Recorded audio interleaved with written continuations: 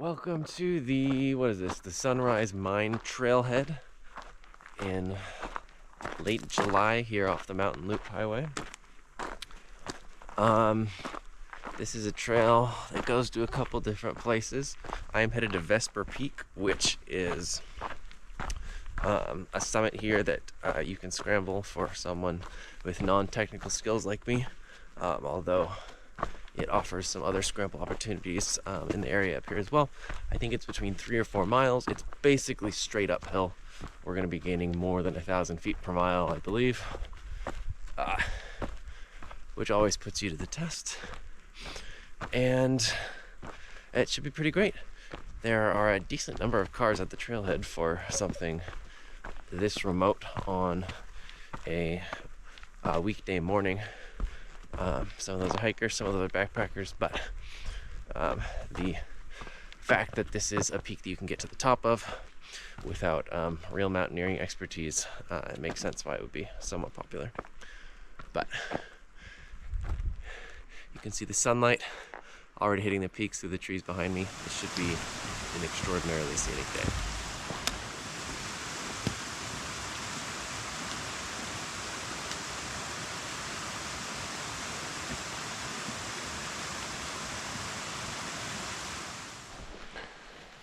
This is a fun growth. It's very bright.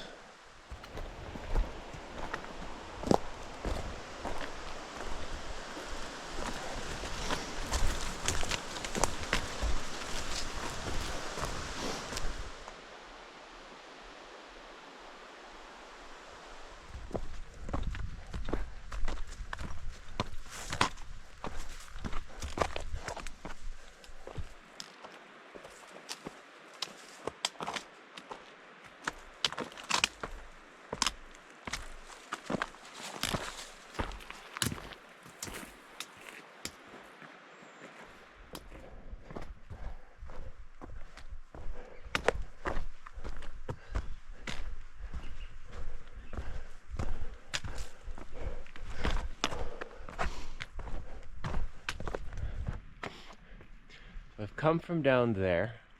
You can see Dickerman in the background, and that low flat area in front of it is where the Mountain Loop Highway runs.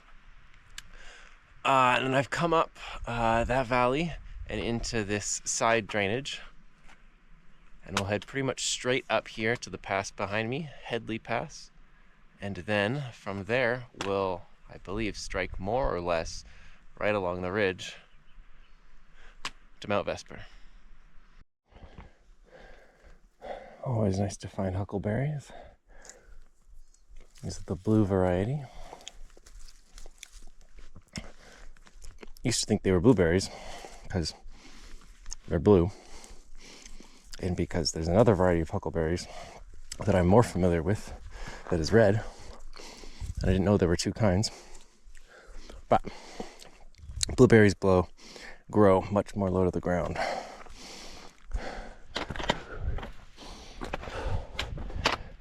A couple of gentlemen in much better shape than me passed me while I was having a rest, and then a few minutes later they had a rest and I passed them, and I'm sure the cycle will continue all day.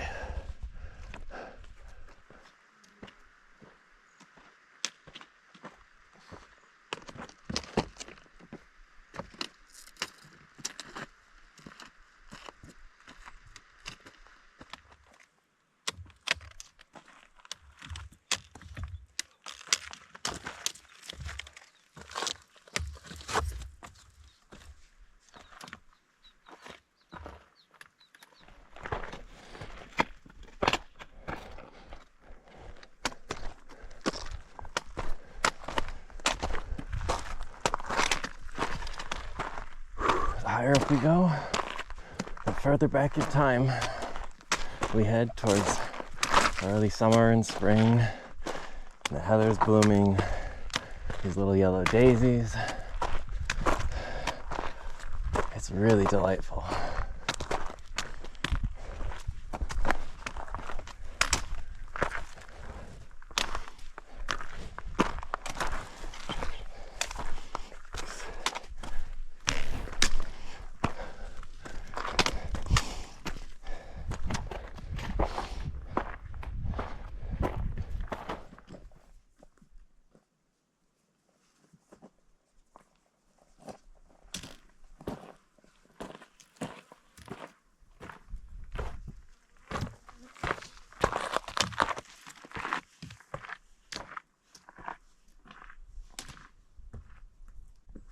first view of Glacier Peak today.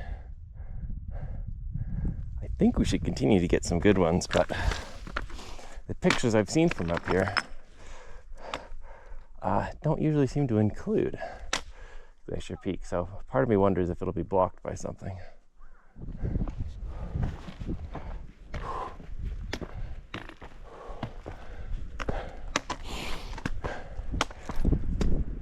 Headley Pass.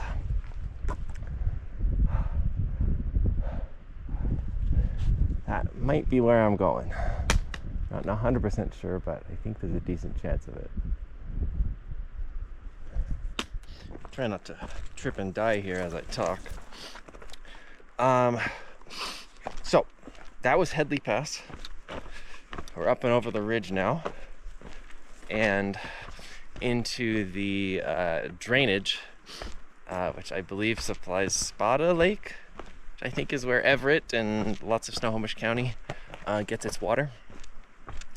And some fun history there.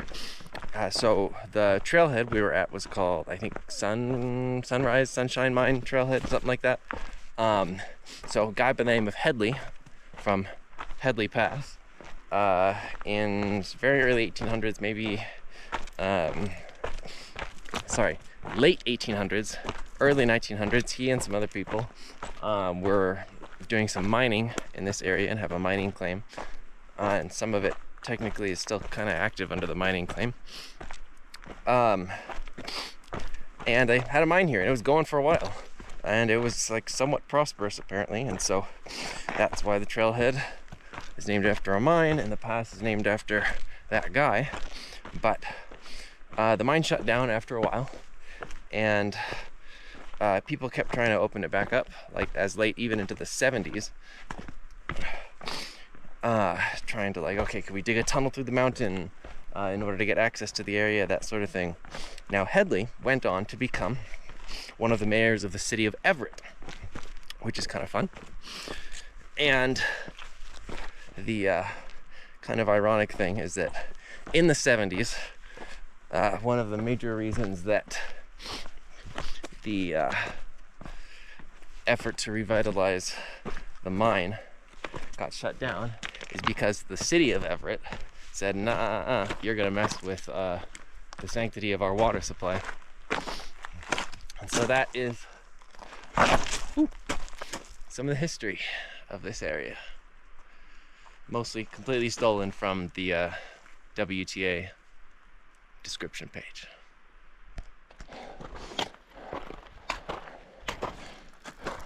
The valley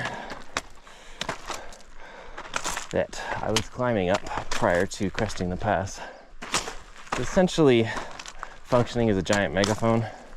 It's a big funnel shape, and so the conversations of every group behind me and ahead of me I got to listen to, whether or not they were close by me. And having crested the ridge, it's nice to have a little bit of silence. I'm sure they'll crest it behind me soon enough and I'll start hearing them again, but it shouldn't be as dramatic because we're out of the big megaphone shaped valley.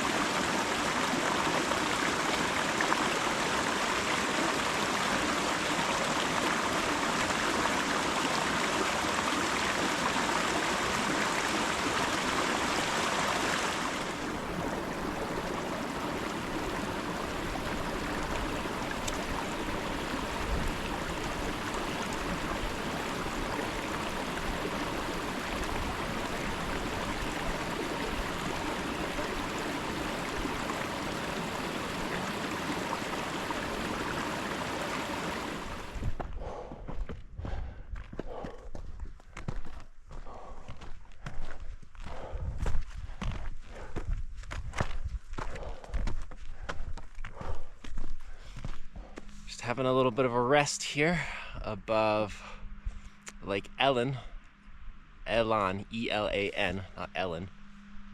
But it's also called Vesper Lake or Lake Vesper. It's you look at different maps, it'll say one or the other. It's kind of weird. And I was correct. That is where I'm going right after this. I have from the pass, it was like 1,200 or 1,300 feet left to climb. So right now, probably 1,100 or 1,000, which I feel like it looks worse than it is in terms of numbers. It'll be very treacherous footing though, so very slow going. Not that it hasn't been stupid slow already. I've been moving at a snail's pace, at least compared to what I usually like to do. I had Frisbee practice last night, and I can definitely tell in terms of fatigue level this morning that my legs are not thrilled with the state of the union. But Vesper directly behind me, and then this smaller one here right above the lake, I believe is Wolf Peak. And then right over there is Sperry, I think.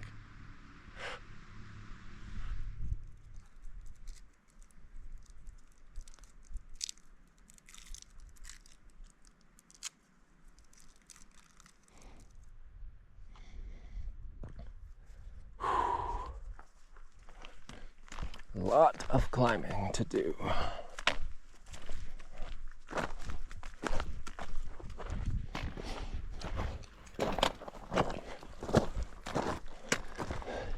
We're at the scramble portion of the hike now. The trail on the map, you know, it closely follows the switchbacks and everything. Get to this section, it's just a straight line up to the top. Follow the granite.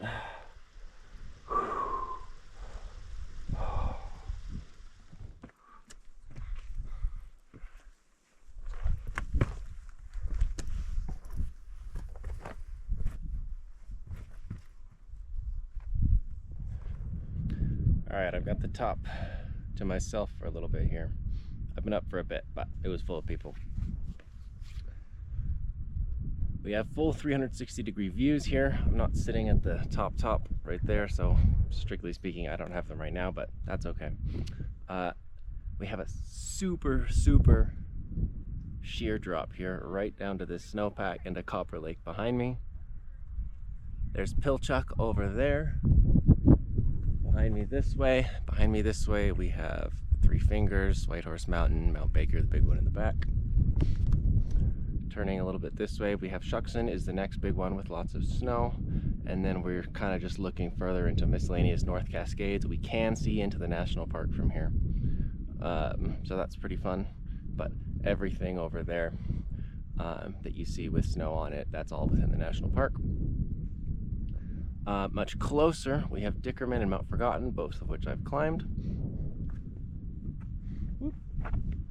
Me over here, Glacier Peak is the big one, another volcano. A bunch of things that I don't know the names of. I'm gonna step down here so I don't fall and die. And then coming over that little triangle, very little compared to everything I've been showing you so far, is Mount Stewart. That's the biggest peak in the Enchantments, and then everything to the left of that is the Enchantments. Then we have some of the mountains south of Highway 2 that we can see. We're north of Highway 2 right now, but we can see quite a ways. So Mount Daniel and Mount Hinman are two of the bigger ones with snow, and then obviously there's Rainier.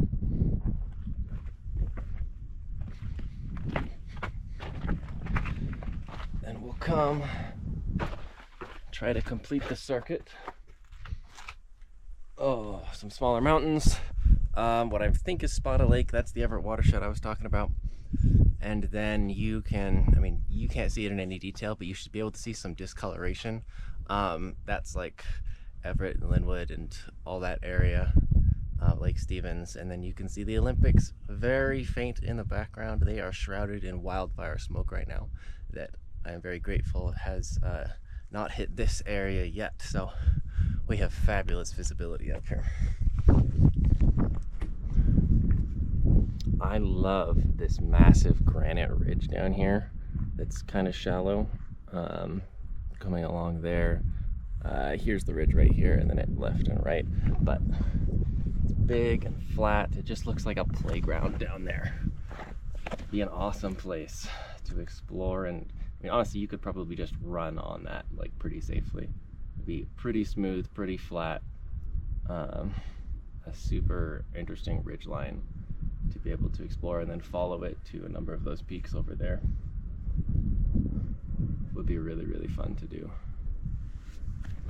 Then looking back east, you can see the lake down there with two names that I had mentioned. That's Wolf Mountain, I may have mentioned before, and then Sperry Peak, Sperry Mountain, Wolf Peak, Wolf Mountain. But there's a traverse you can do. You can come down this, follow the ridge up to Wolf, and then head along Wolf over to Sperry. That's probably not something I'm cut out for today, if only because of the aforementioned fatigue. But I know some other people are doing it. And Wolf shouldn't require this, but Sperry requires maybe a hair more climbing experience. Although it should still really be doable. But good, cool, fun time, sort of do a big circuit of the lake and then come down on that side.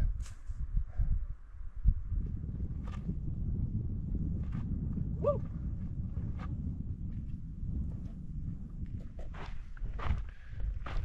Well, that was something special. I spent probably 45 minutes with the peak to myself, just eating and taking it all in and reading my book. Pretty perfect way to spend some time. And I will definitely be back someday to do that traverse I talked about to the other couple peaks, but not today. This sort of terrain is typically much sketchier to go down than it is to go up. It's a lot easier to support yourself with your hands on the way up as the land rises in front of you. Moreover, your momentum is carrying you up, so if you fall about 6 inches up. Here, everything's flipped. So the only way to use my hands is to crab walk or get on my butt. And if I fall, I am very much headed the wrong direction.